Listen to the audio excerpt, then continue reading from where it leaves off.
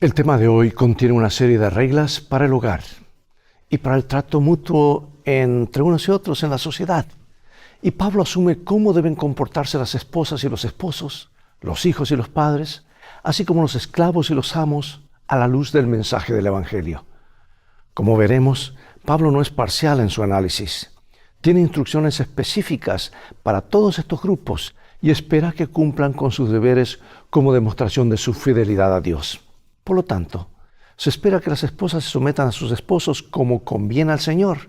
Los hijos deben obedecer a sus padres porque esto agrada al Señor.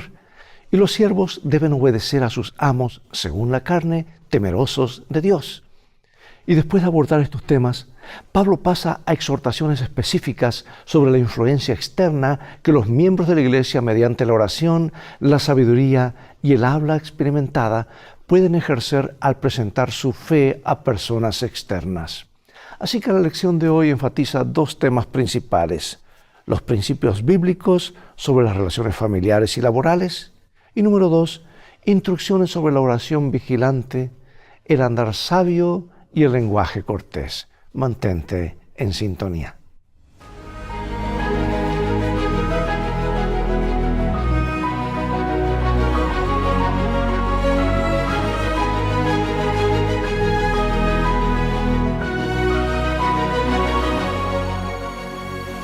Comenzaremos con el versículo central o versículo de memoria en Colosenses capítulo 4, versículo 6. Sea vuestra palabra siempre con gracia, sazonada con sal, para que sepáis cómo debéis responder a cada uno. Cuando las personas viven y trabajan juntas, se enfrentan diferentes desafíos. Las diferencias de opinión pueden provocar tensiones y discusiones. Y cuanto más estrecha es la relación, más importante es la concordia, ¿verdad? Las relaciones más estrechas se dan, por supuesto, en el seno de la familia. Y a veces se ha llamado el hogar la empresa familiar. Es una forma interesante de describir el funcionamiento del hogar. Hay similitudes evidentes entre una empresa y un hogar.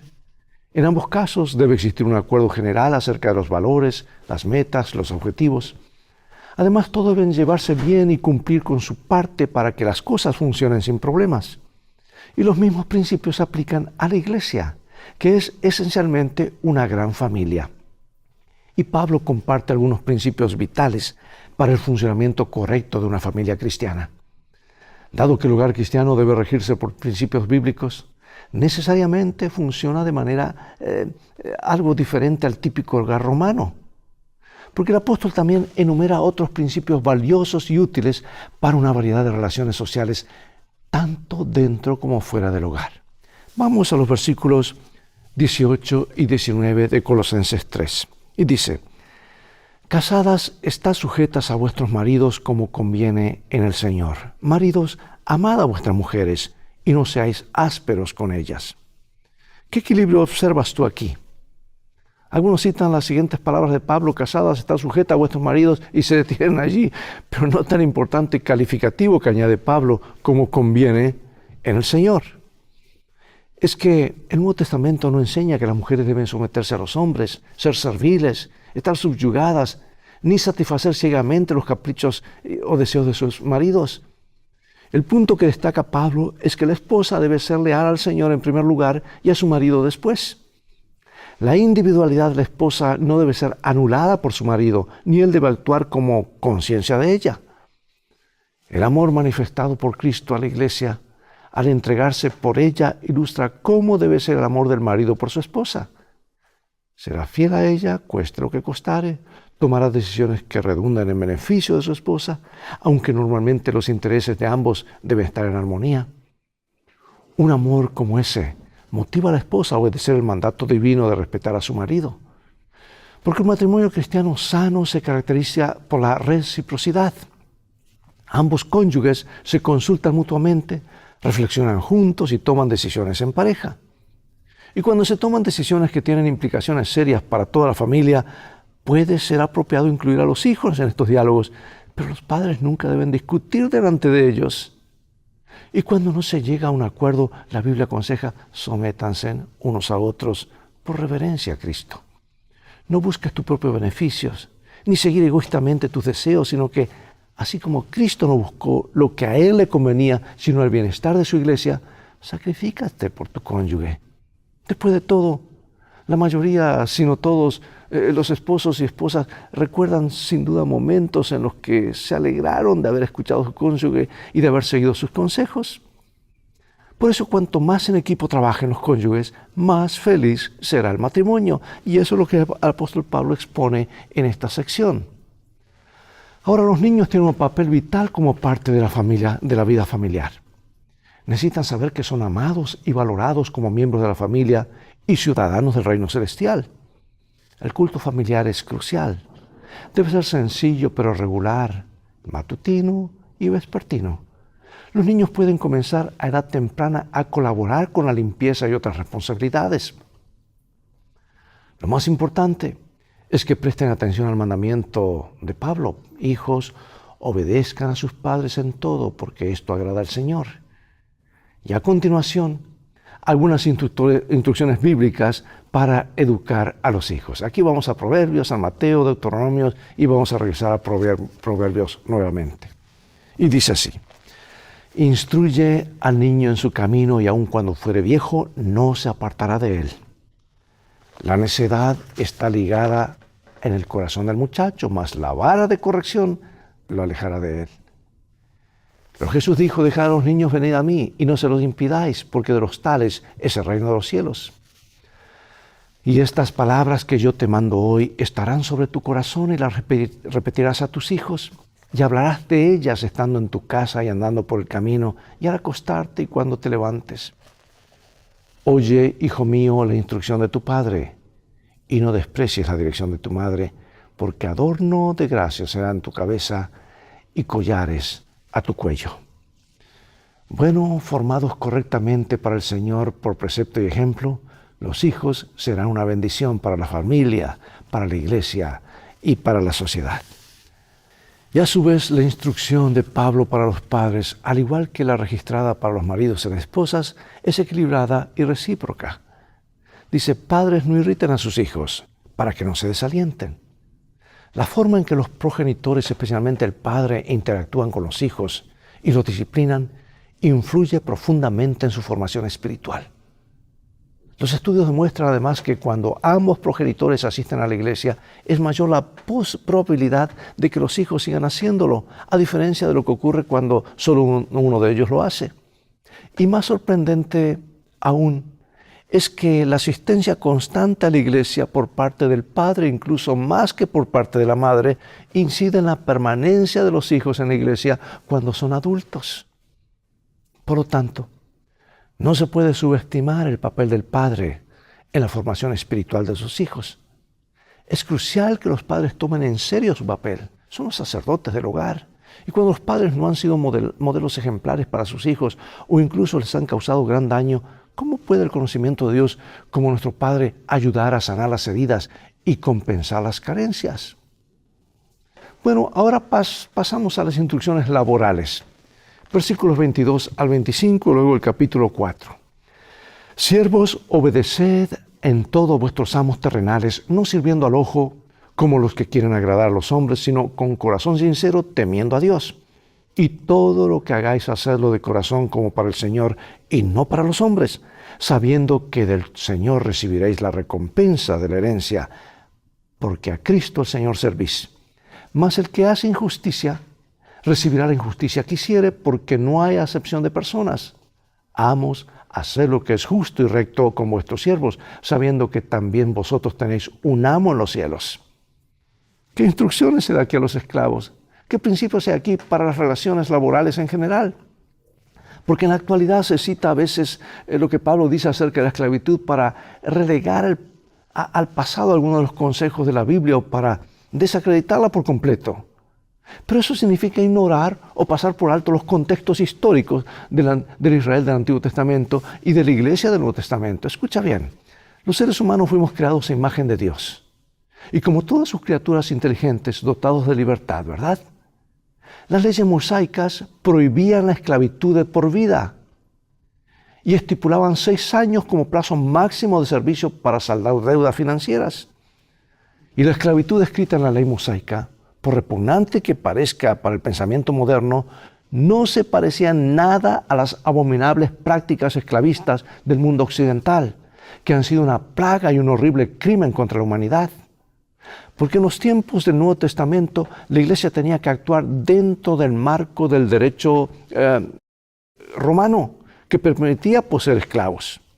Y aquí el autor de la lección, el pastor Clinton Wallen, menciona algo interesante en su libro y dice lo siguiente: pero a diferencia de las formas modernas de esclavitud, la ley romana otorgaba a los esclavos considerables derechos y oportunidades, y el intento de anular la práctica podría haber amenazado el avance del Evangelio. De hecho, el contexto de la Iglesia, y a diferencia de lo que ocurría en los días del Imperio Romano, la primera obligación del esclavo era para con el Señor. Además, sus amos tenían instrucciones de tratarlos con justicia, sabiendo que también ustedes, dice, tienen un amo en el cielo. Y sumado a eso, Pablo ordenó a Filemón que ya no tratara a Onésimo como su esclavo, sino como su hermano. En realidad, tanto en el Antiguo Testamento como en el Nuevo Testamento, los creyentes son llamados esclavos o siervos de Dios.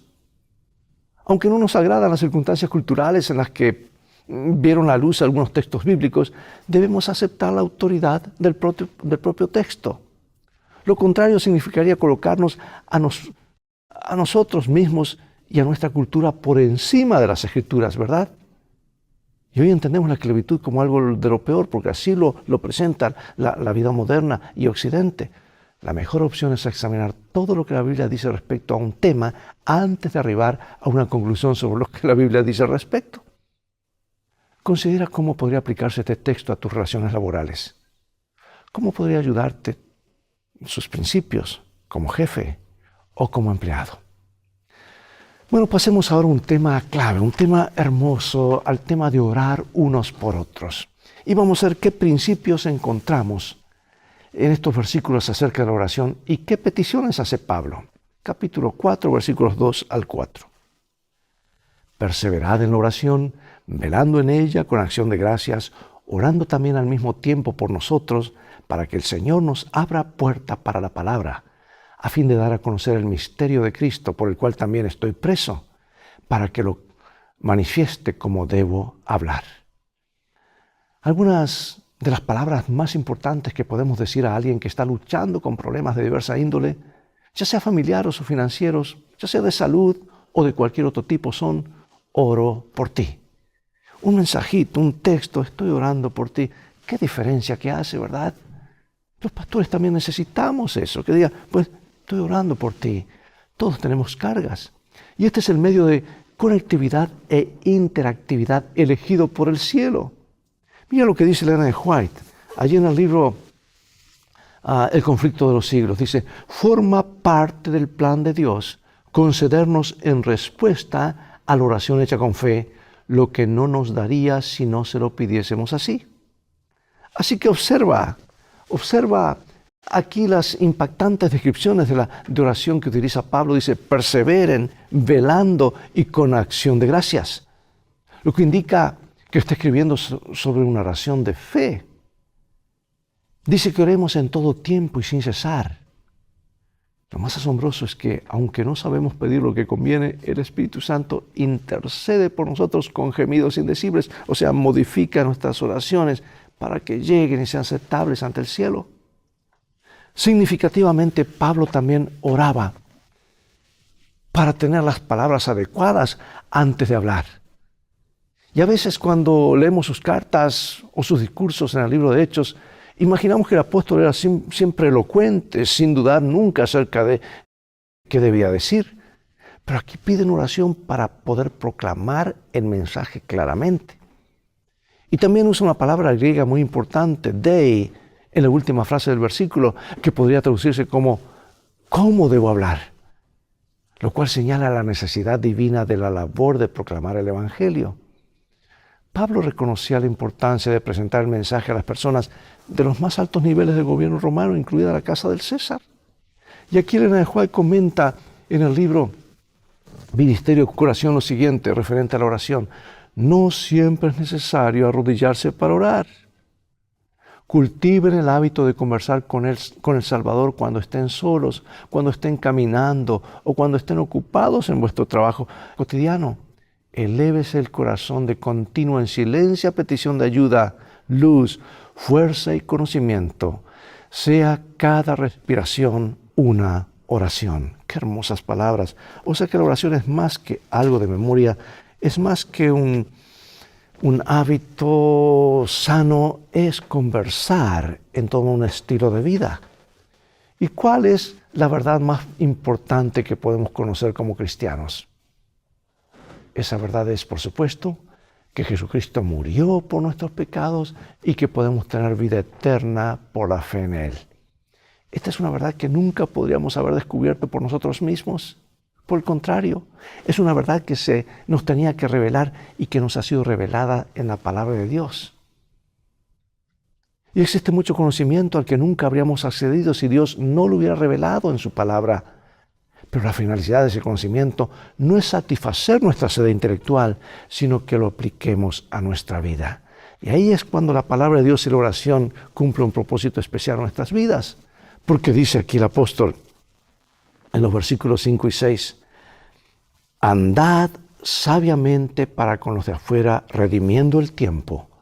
Sea vuestra palabra siempre con gracia, sazonada con sal, para que sepáis cómo debéis responder a cada uno. Desgraciadamente, los cristianos no nos comportamos como tales en algunas situaciones, ¿verdad? Y como indicó Pablo, Israel también era una piedra de tropiezo para los incrédulos. Él decía, en el nombre de Dios es blasfemado entre los gentiles por causa de ustedes. O sea que, amados, la forma como actuamos con los demás, especialmente con quienes no comparten nuestra fe, es muy importante. Un lugar cristiano, una reunión de jóvenes para orar, y no para hacer cosas inaceptables. Las amabilidades sencillas, un espíritu sereno y paciente, dicen mucho a quienes nos observan para ver si nuestra profesión de fe es genuina o no. Porque nuestros actos hablan más que nuestras palabras. Y en Colosenses 4:6 Pablo se centra especialmente en las palabras que pronunciamos. Dice que su palabra sea siempre agradable. Más que simplemente amables o corteses, las palabras que pronunciamos deben ser impulsadas e impregnadas por la gracia de Dios a través de la influencia del Espíritu Santo. Dice sazonadas con sal. Qué interesante término. Contrariamente a lo que el mundo considera una manera sazonada de hablar, nuestras palabras deben ser apropiadas y agradables para aquellos a quienes nos dirigimos, para que sepan cómo conviene responder a cada uno. Solo el Espíritu Santo puede darnos las palabras correctas, esa sazón celestial, en el momento adecuado para el propósito correcto y para preparar las mentes de los oyentes para el mensaje que debemos compartir. Piensa en tus palabras y acciones y comportamientos y cómo te comportas ante los demás, cómo manejas, cómo te diriges, cómo los miras, cómo sonríes. ¿Qué mensaje estás enviando acerca de tu fe y de lo que significa ser cristiano? Y ahí es algo en que todos tenemos que mejorar. Todos de una manera o de otra. No hagamos normalidad el hacer el mal o la venganza. Vivamos un poco más arriba, en terreno más elevado. Bueno, quiero leer de este autor, Herschel Hobbes, que dice, una familia no es simplemente un grupo de personas que viven bajo un mismo techo. Según esa definición, cualquier hotel o prisión podría serlo. Una familia no es un grupo de personas con el mismo nombre. Personas con el mismo nombre pueden vivir en todo el país y ser totalmente desconocidas. La familia no es simplemente gente, sino un espíritu de unidad. Y es un espíritu que se genera a través del amor y el anhelo, la risa y las lágrimas, la alegría y la tristeza compartidas, la lucha y el respeto mutuos, la fe, la alegría y la tristeza, la fe y la felicidad y la búsqueda común de metas dignas. Hermosas palabras. Qué lindo, hermanos, crear ese ambiente de familia con quienes nos rodean, ¿verdad? Tanto nuestras familias literales como nuestra iglesia y nuestro vecindario. Nuestras iglesias son como extensiones de nuestros hogares. Deben ser lugares donde se puede encontrar amor, consuelo, respeto, un profundo sentido de pertenencia. Yo diría el lugar más seguro del planeta, donde todos hablemos bien los unos de los otros, donde nos ayudemos mutuamente. Jesús dijo: un mandamiento nuevo os doy, que os se amen los unos a los otros como yo los he amado. Que también se amen los unos a los otros, porque en esto conocerán todos que son mis discípulos, si se aman los unos a los otros. Y los autores del Nuevo Testamento tomaron esto muy en serio. Y al igual que Jesús, Pablo y Santiago también relacionaron la práctica del amor con el cumplimiento de la ley. Nuestros hogares deben ser lugares donde todos revelen este amor mediante la oración y una vida sabia con el Señor y palabras amables. Y aquí unas preguntas. ¿De qué manera es tu iglesia una extensión de tu hogar? ¿Qué puede hacer tu iglesia para fomentar un espíritu de familia entre sus miembros? No esperes que otros lo hagan. Tú y yo somos parte de la iglesia. Podemos hacer la diferencia. Nuestro amor mutuo demuestra que somos discípulos de Cristo. Por eso, ¿cómo pueden nuestras iglesias y hogares revelar este amor más plenamente? Es el sueño de Dios y debe ser nuestro sueño también, que las iglesias sean el lugar más hermoso del planeta, porque está formado por hogares que están unidos. Y ahora quiero finalizar con estas palabras, citas inspiradas del libro El Hogar Cristiano. Dice: cada miembro de la familia debe comprender que sobre él individualmente recae la responsabilidad de hacer su parte en contribuir a la comodidad, al orden y a la regularidad de la familia. No debe actuar un miembro contra otro. Todos deben participar unidos en la buena obra de alentarse unos a otros. Deben manifestar amabilidad, tolerancia y paciencia, hablar en tono bajo y sereno, rehuir de la confusión y hacer cada uno todo lo que pueda para aliviar las cargas de la madre. Cada miembro de la familia debe entender con exactitud la parte que se espera que él desempeñe en unión de los demás. Todos, desde el niño de 6 años en adelante, deben comprender que de ellos se requiere que lleven su parte de las cargas impuestas por la vida. Bueno, y hay otra cita más muy interesante del libro Testimonios para la Iglesia, tomo 3. Si queremos caminar en la luz, debemos permitir que Cristo entre en nuestros corazones y en nuestros hogares. Debiera hacerse del hogar todo lo que la palabra implica. Debería ser un pequeño cielo en la tierra, un lugar donde se cultiven los afectos en vez de que se los reprima deliberadamente. Nuestra felicidad depende de que cultivemos el amor, la comprensión y la verdadera cortesía mutua. Debiéramos olvidarnos del yo, buscando siempre oportunidades, aun en las cosas pequeñas, para mostrar gratitud por los favores que hemos recibido de otros y estando atentos para ver oportunidades de alegrar a otros y aligerar y aliviar sus tristezas y cargas mediante actos de tierna bondad y pequeños actos de amor. Estas atentas cortesías que, comenzando en nuestras familias, se extienden fuera del círculo familiar, contribuyen a formar la suma de la felicidad de la vida. Y el descuido de estas cosas pequeñas constituye la suma de la amargura y tristeza de la vida. Citas poderosas. Dios permita que puedan ser practicadas en nuestra vida, en nuestro hogar, en nuestra persona, comenzando con nosotros, siguiendo con las familias y siguiendo con la iglesia. Oremos. Padre Celestial, gracias porque nos das consejos prácticos en tu palabra, inspirados por ti, oh Dios, a través de tus escritores, el apóstol Pablo, a través de tus profetas, acerca de nuestras relaciones en el hogar, nuestras relaciones laborales, y también acerca de la importancia de la oración y de reflejar tu carácter ante los demás. Permite que nuestras acciones hablen mucho acerca de que lo que eres tú y el encuentro que hemos tenido contigo. Transforma nuestras vidas para que seamos un reflejo de lo que el cielo espera que seamos. Bendícenos, sabemos que lo harás, porque lo pedimos en el nombre de Jesús. Amén. Bueno, llegó el momento de despedirnos hasta el próximo programa de Lecciones de Vida. Espero que puedas compartir con otros estos mensajes y así transformarte en un canal de bendiciones para otros. Y recuerda, vamos en un viaje, el viaje de la vida. Dios te ama más de lo que puedes imaginar. Y para eso nos ha dado el manual de la felicidad, su palabra, que es el mapa de la vida, y un guía seguro que nunca falla, que es nuestro Señor Jesucristo. Maranatá, Dios te bendiga.